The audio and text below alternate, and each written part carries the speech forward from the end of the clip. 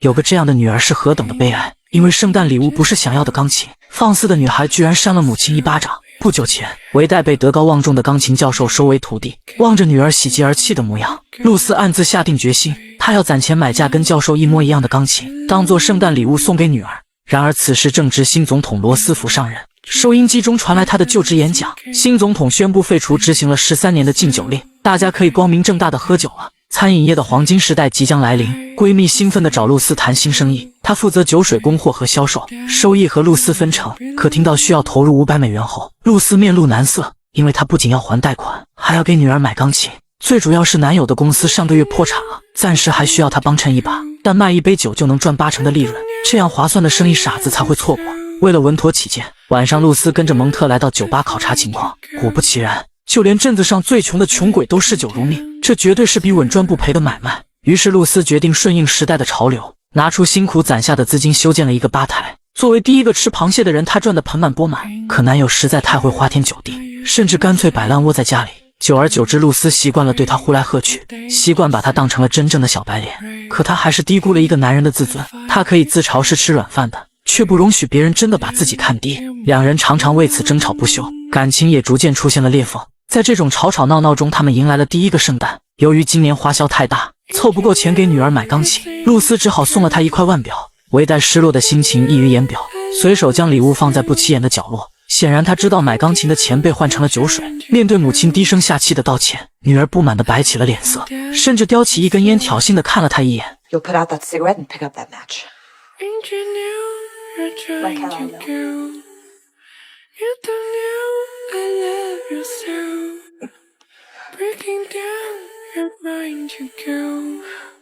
女儿摇头摆尾说着些不堪入耳的下流话，露丝不用想都知道那是跟谁学的。女儿继续嘲讽道：“你真以为他会娶你吗？你可真蠢！知道他最喜欢你哪一点吗？他喜欢你的腿。”露丝不敢相信，蒙特竟会跟14岁的女儿谈论如此露骨的话题。更令她感到悲哀的是，女儿竟还以此为荣。毕竟她出身高贵，连穿的鞋都是定做的。露丝冷笑了一声：“对啊，可花了我不少钱呢。” You buy his shoes?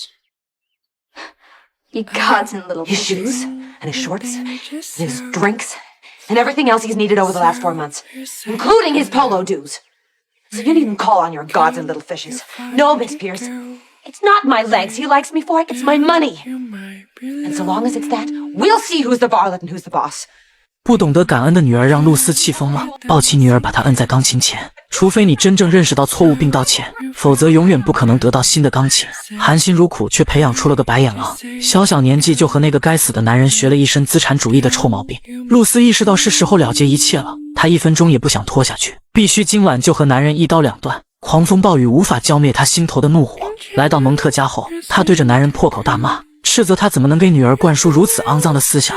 但蒙特仍是一副花花公子的无所谓态度。两人本就是不同阶级身份的人，完全不同的三观注定了不可能调和的矛盾。他们越吵越激烈，气头上的露丝将钞票揉成一团摔在男人脸上。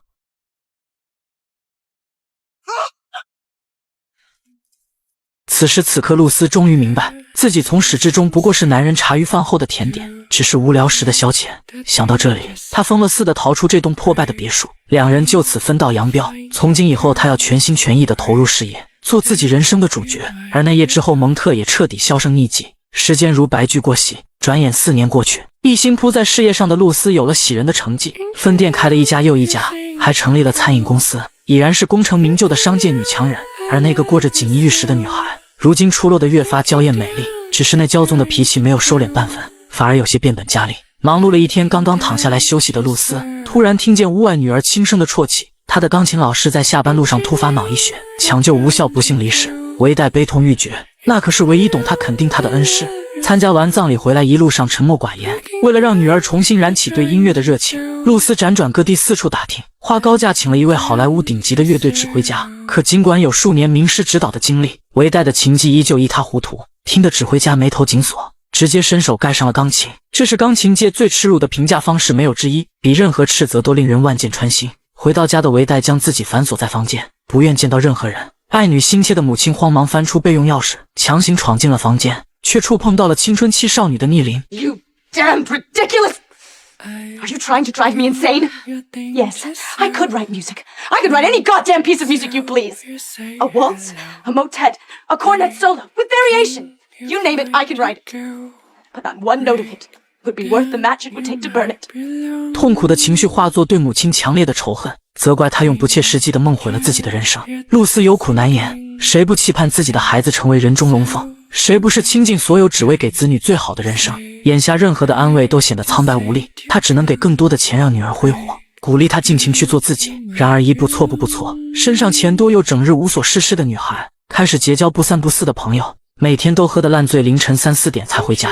忙于工作的露丝对此毫无察觉，直到合作伙伴善意的提醒，才发现女儿一直和来路不明的男子厮混。可即便是如此，她依旧敢怒不敢言，担心过多的约束会激化母女间的矛盾。直到一位贵妇找上门，她才意外得知女儿的秘密。女人转身的瞬间，是张似曾相识的脸，对方竟是多年前面试露丝的无理阔太太。场面属实是有些尴尬，但好在并没有认出自己。贵妇此行的目的是想聊聊两家孩子的事情，露丝对此一头雾水。贵妇只能解释道，韦代遇见他的儿子后，两人便双双坠入爱河。一开始气氛还算融洽，可随即女人话锋一转，说他们是生活在不同阶层的两类人，说到底就是门不当户不对。为此奉劝露丝约束好自己的女儿，不要越界。女人的说辞令露丝十分恼怒，这么多年的努力，这么辛苦的打拼，到头来还是被无理的对待，自己的女儿也被当成了攀龙附凤的心机婊。更可气的是，对方居然还指责女儿勒索他的儿子。露丝只觉得肺都要气炸了，当即下了逐客令。回到家第一时间找女儿问个究竟，韦代的说法却截然相反，明明是对方百般讨好向我求婚，说着说着就开始泪眼婆娑，仿佛是受了天大的委屈。追问之下才得知她被欺负还怀了孕，一直瞒着露丝是担心她会生气。露丝的心都快要碎了，势必要为女儿讨回公道。然而事实真的如此吗？第二天，露丝找到身为律师的沃利商量对策，要他动用一切关系将男孩送进监狱。谁知沃利比自己更了解内情，昨天已经给自己的警察朋友打了招呼，现在正通缉那个不负责任的花花公子，并准备好向法院起诉赔偿。因为韦代未满18岁，法院一定会判很多赔偿金。可身为母亲的露丝怎能忍受如珍似宝的女儿遭受这种侮辱？最好的情况就是把对方抓回来，让他娶自己的女儿，才能保全他的名节。说着就拿起电话准备报警，谁知这一切大大超出他的想象。韦代争抢着要挂断电话，眼看计谋无法得逞，他这才说出了实情。其实他根本不想和对方结婚，也并没有怀孕，这么做的目的不过是为了捞一笔赔偿金。露丝这才恍然大悟那天贵妇所说的奇怪话，原来女儿真的是敲诈勒索。可露丝还是想不通，明明她过着不愁吃穿的富足生活，为何还要这样做？ You wanna know why? I'll tell you why. With enough money, I can get away from you and your pie wagons and chickens and everything that smells of grease. I can get away from Glendale and its dollar days and furniture factories and women that wear uniforms and men that wear smocks. From every rotten, stinking thing that even reminds me of this place. Or you. 原来自己在女儿眼中如此不堪，看着她如敌人般仇视的目光，露丝心如死灰，放出狠话要她马上滚出这里，笃定能拿到巨额赔偿的韦代也不再忍耐，提着行李头也不回地冲出家门。冷静下来的露丝追出去想要挽回，却根本追不上女儿决绝的脚步。汽车消失在黄昏的暮色中，露丝的最后一个亲人也弃她而去。每个漫长的深夜，深沉的思念如潮水般涌动，一连好几个月没有韦代的下落，露丝每天心神不宁，人也憔悴了不少。走投无路之下，只能向前夫打听女儿的消息，这才得知她如今已是家喻户晓的花腔女高音。不可思议的是，发觉她的老师竟是之前将女儿贬得一无是处的指挥家。为了挽回女儿的心，露丝私下找到了指挥家，想要包揽她学习期间所有的费用，却遭到了对方的严词拒绝。因为韦代早就向她交代过，绝不许母亲再插手自己的任何事。 The girl is something else. The last 2 weeks, ever since Nakohan program, this little empress had told me that her poor dumb mother would try to get her back, and first thing she knew is coming here offer pay for singing lessons. Yes, I tell you, it's snake, it's bitch, it's coloratura. And me? I don't enjoy snake bus. 露丝错愕地愣在原地，始终不敢相信女儿会这么做。而在回去的路上，她意外遇见了一个熟悉的身影。 Monty? Is that you? 一切都是那么的自然，他们就像多年不见的老友，回到最初相识的餐厅。当初玩世不恭的花花公子，如今全部身家只够买2杯咖啡。露丝却一步一步完成蜕变，创办了当地最有名的餐饮公司。露丝想在市中心买一套房子，好离工作的地方近一些。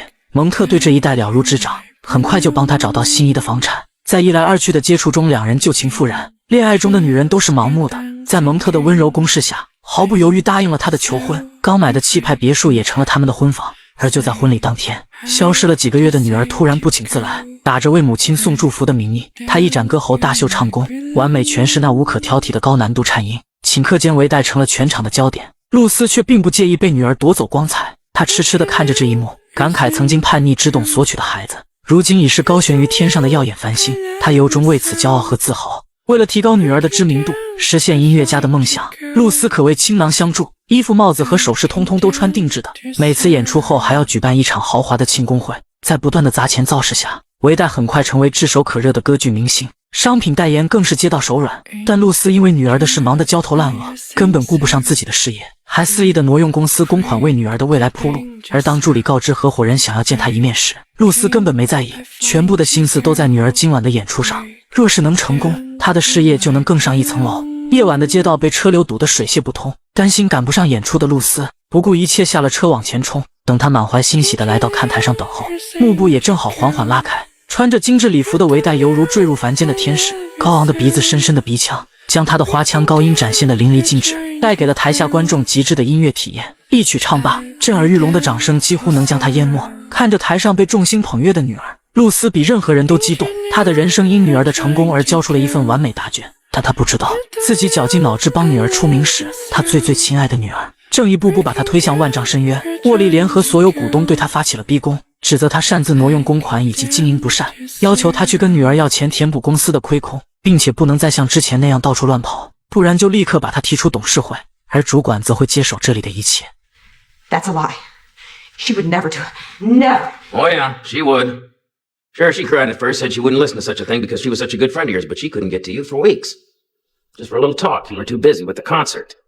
露丝这才意识到问题的严重性，回到家想找女儿商量此事，但女儿并不在房间，只有床上还搁着她的睡衣。深更半夜孩子不在家，哪个当母亲的不会担心？她急匆匆去敲蒙特的房门，却看到这辈子都无法忘怀的场景。维代衣衫不整地躺在床上，满眼挑衅地望着一脸错愕的母亲，不用猜也知道刚刚发生了什么。同事被2个最亲近的人背刺，露丝震惊到说不出一句话，可男人却振振有词，认为露丝从来都没把他当回事，之所以同意跟他结婚，不过是想利用他哄女儿回家。他咆哮地宣泄着压抑了多年的情绪，而维代的眼中毫无感情，只有无尽的嘲弄和鄙夷。接着把露丝当成了空气，静静地坐在镜子前梳妆打扮。这种在底线上反复横跳的行为，终于让羞愤交加的露丝失去了理智，直接冲上去死死掐住他的脖子。他要亲手除掉自己养下的祸害，一秒都不能耽搁。蒙特使出全身力气要将2人分开，在3个人的扭打中，露丝脖子上的珍珠项链被扯断，散落的珠子落入女儿的咽喉中。挣脱束缚后，维代拼命往楼下逃去，露丝紧随其后来到钢琴房。维代通过抠嘴将异物吐了出来，接着努力想要发出声音，却发现自己失声了。露丝的愤怒瞬间烟消云散，对女儿的内疚再次侵蚀着内心。时间来到几个月后，露丝选择与前夫复婚，2人又回到曾经的老家格伦戴尔。兜兜转转这么些年，她才终于看清真正对自己好的人。朋友们纷纷祝贺他们，曾经的主管也来了，不断地向露丝表达着歉意，而露丝早就想与他冰释前嫌。维代也来向他们道别，他的喉咙已经恢复，打算跟蒙特搬去纽约发展。原来他早就跟纽约的一家公司签了天价合同。How difficult it must have been. Playing your cards just so. I have no idea what you mean, Mother. Consolidated foods. What was it? $2,500 a week? Not to mention your ticket out of here once and for all. From everything you hate and despise. That's the idea, isn't it? 维代心虚的不敢与他对视，急匆匆跟父亲道别后就要离开。I don't need you either. Go to New York for all I care. Don't you ever come back. Do you hear me? Never again. I won't have it. I won't have it. 原来当初女儿其实身怀巨款，完全有能力帮他解决财务问题，但却眼睁睁看着他失去一切，甚至装病想让他一直愧疚下去。此刻露丝犹如一副行尸走肉，只有丈夫默默地跟在身后。来到最初开业的餐厅，丈夫心疼地看着自己的妻子，温柔地握紧她的手。To hell with her. 从一个家庭主妇一步步走到今天，露丝吃尽了各种苦头，只为了能够给女儿更好的生活。可结果2个女儿都离她而去，幸好剩下的生命里还有丈夫波特，不纠缠于过去，放眼未来，珍惜眼前人，平平淡淡的生活才是她如今所求。正如影片名《幻世浮生》，毕生一世如梦似幻，那些曾令她迷失自我的巨额财富，包括对女儿偏执的狂热的爱，最后都将随风而去。很多人看完之后都气愤于这个女儿实在太白眼狼了，但从另一面，我们也看到了作为母亲露丝在教育上出现的问题，对女儿毫无底线的卑微的爱，生活的一切都以女儿为中心，就连再婚对象也选择女儿中意的，种种毫无原则的包容助长了她的骄纵蛮横的个性，最后丧失了做人的底线。女儿之所以敲诈勒索富家子弟，之所以一定要自己交课程学费，为的就是摆脱露丝窒息一般的爱。孩子大了，需要独立的空间，但露丝从来没有考虑过这一点，事事都要插手她的人生。没有界限的母爱像是一剂毒药，害人又害己。父母的言传身教和眼界格局，对子女的成长而言至关重要。我们可以很爱子女，但请别让那份爱成为毁掉子女的推手。